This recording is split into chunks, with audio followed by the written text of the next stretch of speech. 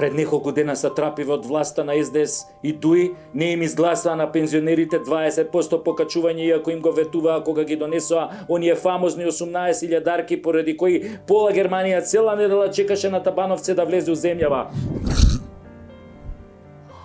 Истиот ден, СДС и ДУИ им го фукнаа традиционално и на земјоделците, но за нив некој друг пат кога врбата ќе роди грозие, а она истото ќе му го продадат на тиквеж.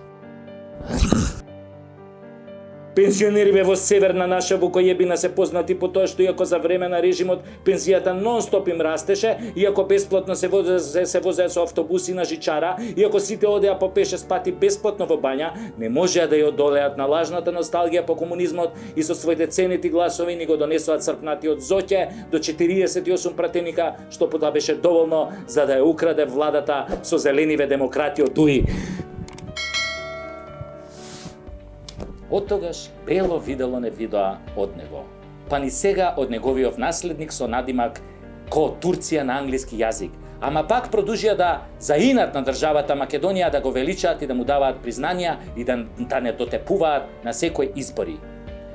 Ми се враќа онаа слика на оној џомити првоборецон кој веројатно 1941 година имал 3-14 години и се влечел за магарето, за опашката на крајот колоната, ама не му беше кусо да излезе на бина, да се гушка со црпнатиот и да вели како се борел за Македонија, за Северна Македонија. Дека староста му го земала паметот ке поверувам, ама дека заборавил кај живеел 70 години, тоа тешко ќе ме разубеди. Ама во одушевувањето од Зоки одамна ги надмина државниве граници. Абе млечниот пат го надмина, се лансираше во вселената.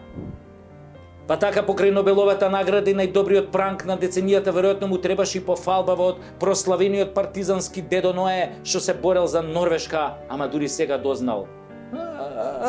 Кој сум се борел и за Норвешка, внучко. Слушам од покајани СДС-мовци дека Зоќе неколку пати сакал да им ги покачи пензиите, ама се пишманел велики, што ќе им бе пари на пензионериве, порано ги даваа на внуците, сега внуците им се во странство, да доста им се и овие пензии. Само еднаш пуштил срце во 2020 година кога им направил покачување од 49 денариве.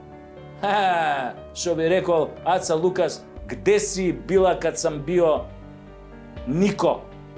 Зоќе, после тоа не можел да спие цела недела, се каел. Брзо потоа се вратил на старото добро безгрижно спиење, без мува да го лази кога од Филипче разбрал дека фондот се ослободил од 3000 пензионери по природен пат и тоа само во Скопје. Дали има врска за доснувањето на вакцините, не знам. Ама некој вирус ги фатил, се шушка така. Но радоста кратко му траеше. Кога ги изгуби пензионерите, ги изгуби и гласовите на кои не им даваше буквално ништо. Цели фамилии, помножено со 3000, таман толку да биде згазен на локалните избори 2021 година. Повторно пензионерските негласови беа пресудни, затоа и ги замолувам пензионерите да ми бидат живи и здрави и на следните вонредни парламентарни избори да не се глупираат, туку да си ги вратат децата во Македонија. А новата власт вети дека веднаш ќе им ги дигне пензиите. И јас ќе ги држам за збор. Инаку и тие ќе бидат преку Тасевски, мислам ќе ми дојдат преку Тасевски, мислам во шоуво.